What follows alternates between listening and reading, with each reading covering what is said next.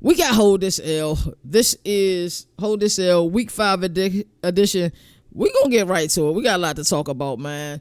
You know, this is the segment that separates the contenders from the pretenders, the killers from the clowns, and a lot of times we like to clown and talk about these people who have embarrassed themselves this past week.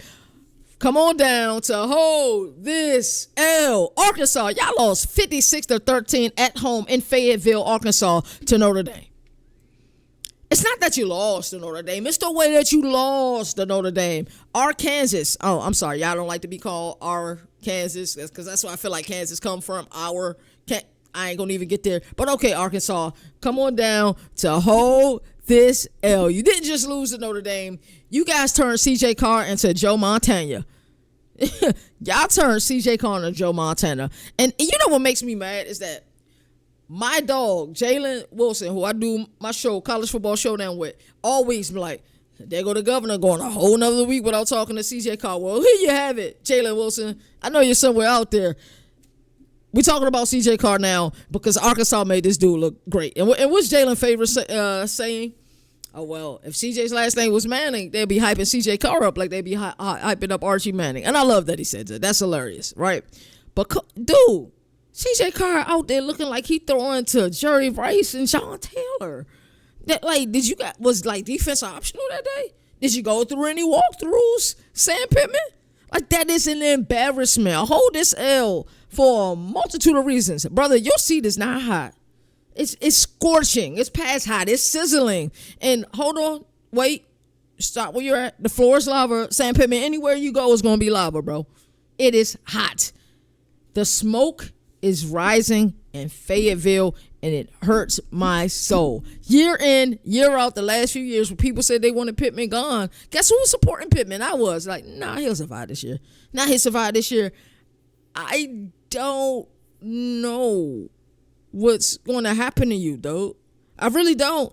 You're holding this L for a multitude of reasons. You guys had an emotional loss last week against Memphis, and I get it. Memphis protects their home. Also, Memphis beat the crap out of FAU this past week. But the fact of the matter is, you guys lose to Memphis, they come back at home and just decide not to play. Nah, it's optional. You know, maybe we can still make a bowl. 56-13, C.J. Carr lighting you guys up the way that he lit you guys up. Arkansas hold this L. Your punishment. Sam Pittman, you got to sit on the steel bleacher in July, bro. In Arkansas, in the middle of a hog roast, no water, no shade, just you, sweat, and regret. And maybe then you'll feel what your fan base is feeling after that embarrassment. Arkansas, Sam Pittman, everybody hold this L. James, we almost had him. Franklin and Penn State, y'all come on down to hold this L. James Franklin, James, losing to Oregon in overtime is the most Penn State way possible to lose. It really is. Like, yo, watching Penn State versus a ranked, like a top-ranked opponent is like watching a movie Groundhog Day with Billy Murray. God daggone James Franklin starring as Bill Murray in Groundhog Day IRL. This is an embarrassment. And I was on a show called Overreaction Monday that I have to do every Monday. And I have some apologizing to do on that show. James Franklin, thank you. I looked at both of your teams. I said, yo, I got Penn State by 10 points. I really did, and it's an embarrassment to me because of James. We almost had him. Franklin, like, when will you get tired of that mantra, dog?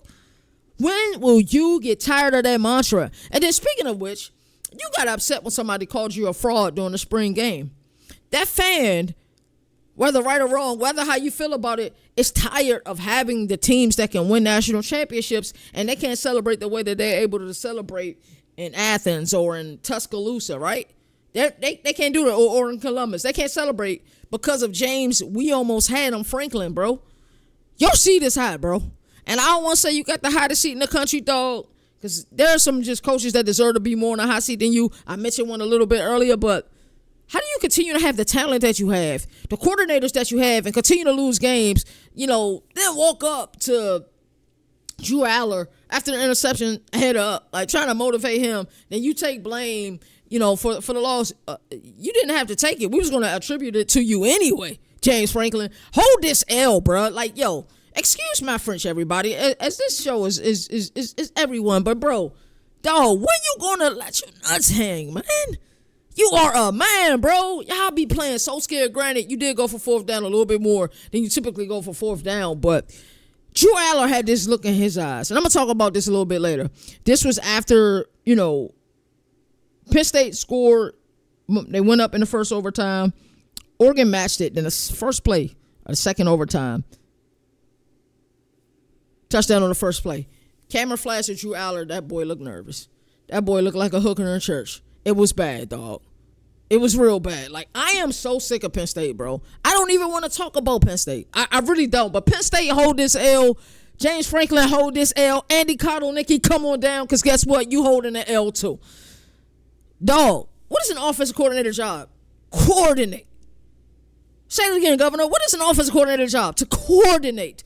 Well, why does Andy Kotelnicki refuse to coordinate? And yes, you drew up some great schemes. That dime to Justin Ross, outstanding scheme. And then I don't know if we want to call it a jet touch pass. You get the fake toss with the inside handoff. That was a beautiful scheme. But 3 points heading into the fourth quarter, three, you're at home. What's the point of having a whiteout Penn State if y'all going to perform like that, right?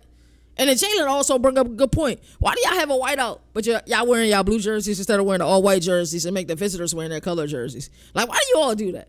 Like, what a waste of a night. What a waste of a fan base showing up, showing out when they all-white, being loud when it's time to be loud, and y'all put up this abysmal performance time and time again. I've hyped up Jim knows this had nothing to do with you. I've hyped out Andy Kotelnicki more than most have. And the reason I've hyped him up is because I probably understand schemes better than most people understand schemes. So they can sit here and say, oh, well, he's a bad offense coordinator. No, he's not.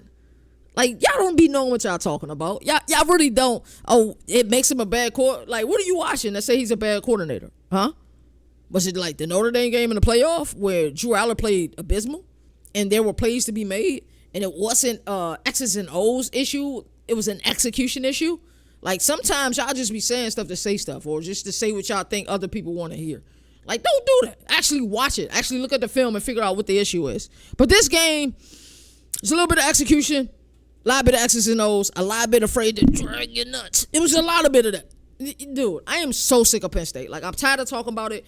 James Franklin, hold this L. Andy Kotelnicki, hold this L. Drew Aller, the interception you threw, bro. Hold this L. Like, even if Thieneman didn't pick it all, bro, that was a tight window you was throwing it to anyway, yo. Throw it out of bounds, live to play another day. Or throw it in the flat. Live to fight another day. That's one of those situations. Great scheme, bad decision by the quarterback. Love the play. Love the play call. Great scheme, bad play by the quarterback. So, yeah, you got to hold this L too. I'm so sick of people who are a coordinator, can't coordinate. A quarterback who can't quarterback. Like, dude, hold this L, bro. I'm so tired of it. So tired of it. And I don't even got to get them a punishment. They're a punishment enough. Penn State, you the laughingstock of college football right now. Brian Kelly and Joe Sloan, come on down to hold this L. You dudes, man. I think it's about time we all owe the guy, the reporter, I think his name is Michael Claude. We owe him an apology. So I saw some members of the media, not me, who said that Brian Kelly had the right to be mad. After a big win, they beat Florida 20-10. After DJ Lagway throws 5 interceptions. Y'all happy about that? And Brian Kelly is mad about the question that reporter Michael Claude asked him. But guess what Michael Claude was doing? He said, okay, well, we got 5 interceptions defensively. Our defense played outstanding. All the offense could muster up is 20 points. And not to mention that they called back a 90-something yard touchdown reception by Sammy Ball. I think Mr. Claude, the reporter, looked at that and said, well, there are going to be teams that 20 points isn't going to cut it. And you would never guess how many points. I mean, you will never guess in a million years how many points LSU scored in the Magnolia Bowl versus Ole Miss. 19, cuz. They scored 19 points, cuz. You will never guess how many points they scored. Yo, Brian Kelly, hold this L. And I know you apologize. And it's okay. Like, we know you apologize. So it was cool. But nah, dog. nah, dog. Like, it's bad. And then Joe Sloan. Like, you remember there was a guy that was a coordinator there before you by the name of Mike Denbrock, who had consecutive first team, like the best offense of all of college football. You remember that, bro? So Joe Sloan, hold this L. And I know a lot of people blaming you. Like, and Gary Nussmeier, you got to hold this L too, bro. I need you to go back to number 13.